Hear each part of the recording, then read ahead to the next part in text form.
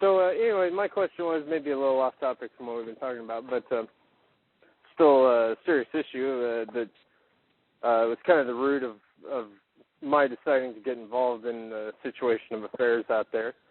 I was curious, what was the general feeling on the representative reinstating a second independent investigation of the events that took place on 9/11? Once we get in power, certainly you can do that. I think that it's already been pretty much done.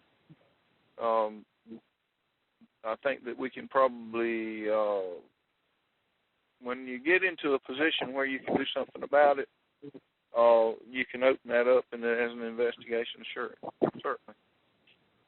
It probably should be. At least it should be told to the world what happened, what really happened on 9/11.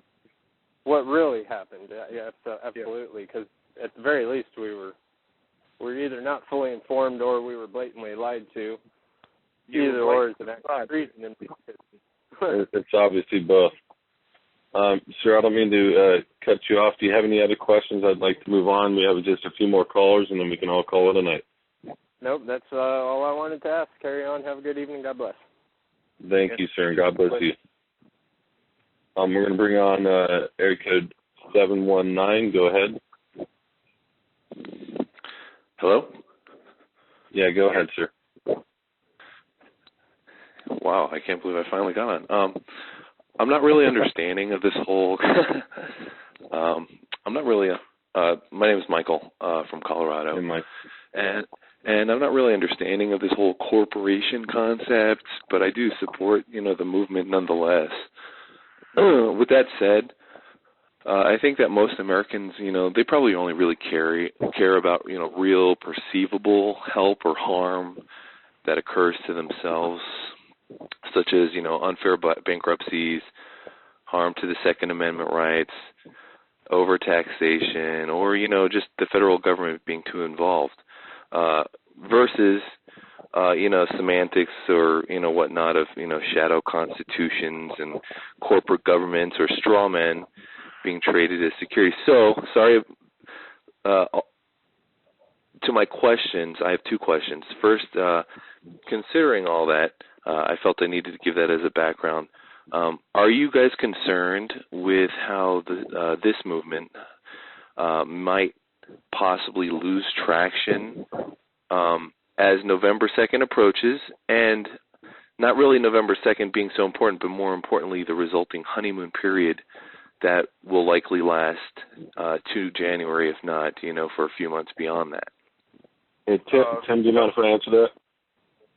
I'm not concerned about that because I don't think there's going to be a honeymoon period. All you're going to get in this election is more of the same. You got a choice right now of a pig and a pig with lipstick, and that's about it. And we can talk all these changes that we want to, but the truth is we're going to put the same kind of people back in because they're the only ones that have enough funding and backing behind them to get on the ballot and win. And you're going to put all of this stuff that the Republicans are telling you is the same hogwash they used back many years ago. They've done it several times since. And the gullible people in America fall for it every time, and they sit back and laugh at how stupid we are. You're not going to get a change in Washington. The corporation is corrupt from the core. It can't be fixed. It's going to have to be replaced. It's that simple. You can't fix Washington. Washington was created in deception from its beginning, from the Organic Act of 1871, and it will never be fixed. Can't be. Let me add to that. You said something I really want every caller that is listening to understand. We are not a movement. We are not a thing. We're not a fad. We're not a statement. We are the Republic of the United States of America. And when people understand that, we are the government for the people. We are the government. And we have the jurisdiction over this land. The only two choices that you're going to have in the next few months is a failed government that's going to be turning over its collateral, meaning the people, to its debtors, meaning the foreign corporations, who possibly are going to try to come onto our land and possess it. That's your choice. There is no honeymoon period. November 2nd doesn't mean anything when you have a Congress that can't even pay for or support its own people and who are on its final loan, and a corporation or corporate government who is $233 billion final loan issued on September 29th because it could not put together a budget because the creditors in its bankruptcy, meaning the people it owes money to, would not agree upon a budget. So they are operating literally with no formation or structure other than this is your final stance, this is your final dime. They're done.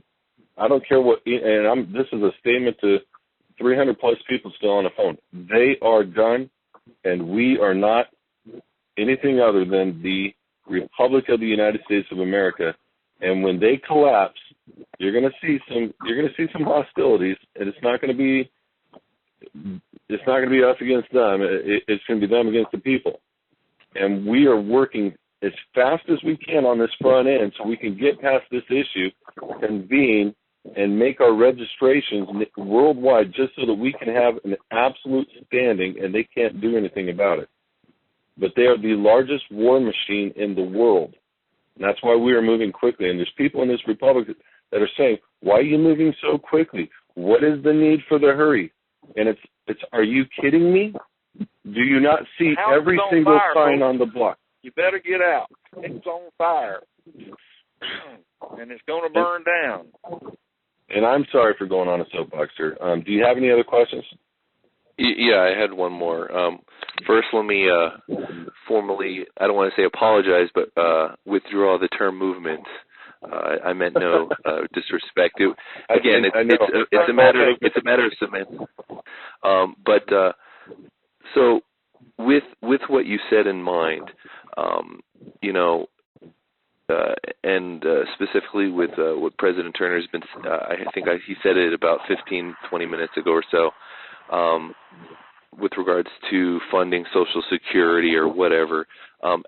How is the Republic going to be differently funded if as it seems, we're right at the brink, if not already over the cliff? Where is this extra funding or different funding, or I mean, is it just going to be a complete quick cut, triage cut to a lot of programs, and we're just going to use whatever is in the de facto coffers to restart? Or no, sir. I have already contracts in possession to take possession of 3.5 million metric tons of gold. It belongs to us.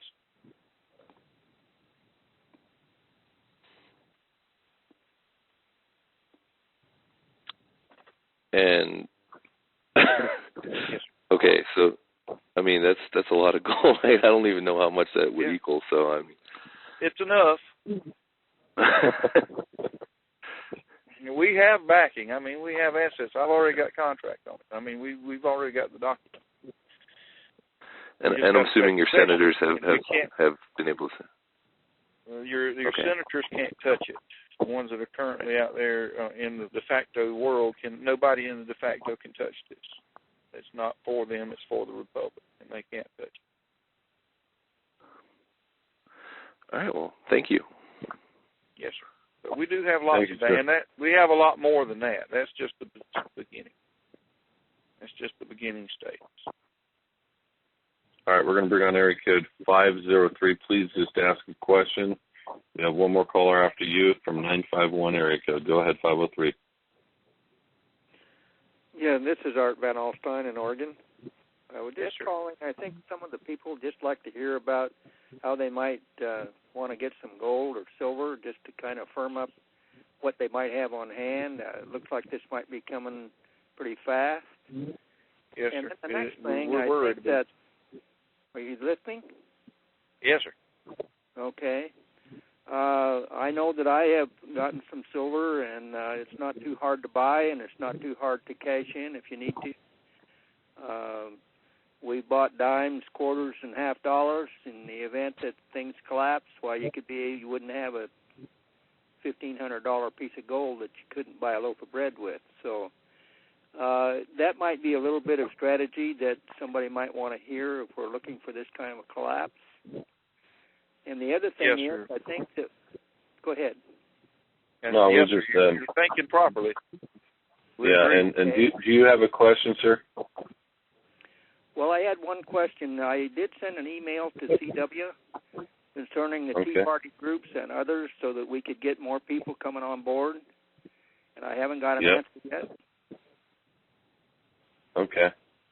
I don't know how to answer that question other than just be patient. I'm sure he'll get back to you. The guy answers every one of his emails, and obviously, like all of us, there's not too many people at the top helping out with everything, and he's probably got 4 different computers with 5 different email accounts, if I know CW. Well, one thing that surprises me, Kelby, is that this is something that we should have been doing quite a while ago. These people are going to have a place to land when this election is over. Sir, how long have you been with the Republic? How long have you been with the Republic? For a year. Okay, so you've seen all the stuff we've gone through, right? The what? You've seen all the stuff we have gone through, right? Yep. You understand then the issues and the problems to get to this point, and now for 1 month we've had an opportunity to really start working this, and yet we still have provocateurs that are coming against the movement. So to make a statement on a public address that we should have planned something in advance, it might be a little harsh.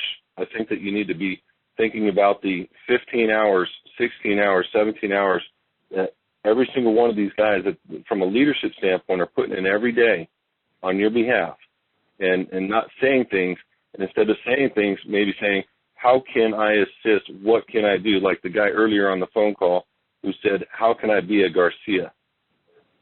Yeah. And that's really where you need to be, and I want to keep your focus there. This isn't to ridicule you or put you down. We don't need people in the Republic giving 2 cents. We need people in the Republic giving 2 cents with the solution, like Tim has always said. Help us to help the people. We don't have all the solutions. We don't have everything that it needs. We need your support. We need you. So if you're gonna say anything, then you need to say, I have the solution, and this is what I'm willing to do. And that will be. Go ahead, sir. I sent that email in.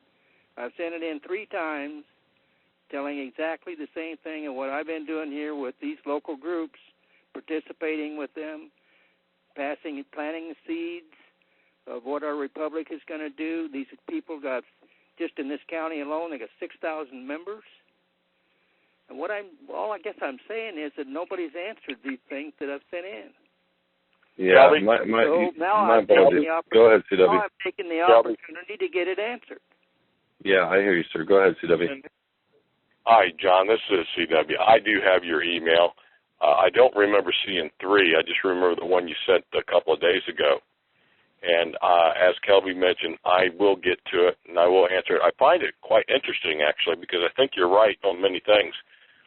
We need to network and get as much relationships built as possible. I like what you're doing up there.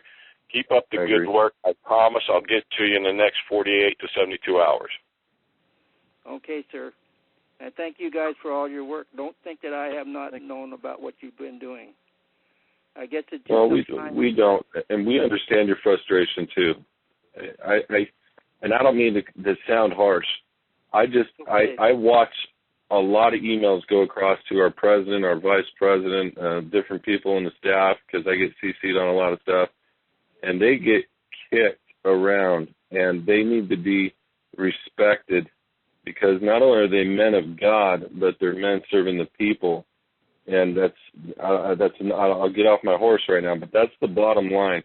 They do nothing but want to bring back the freedoms of the Republic for the people. That's their heart. So I get a little defensive when I hear things that don't bring a resolve and maybe cause a conflict. So I apologize if I came across a little harsh. We love you guys. We respect you guys more than you'll ever know. You have no clue how we pray just for you guys.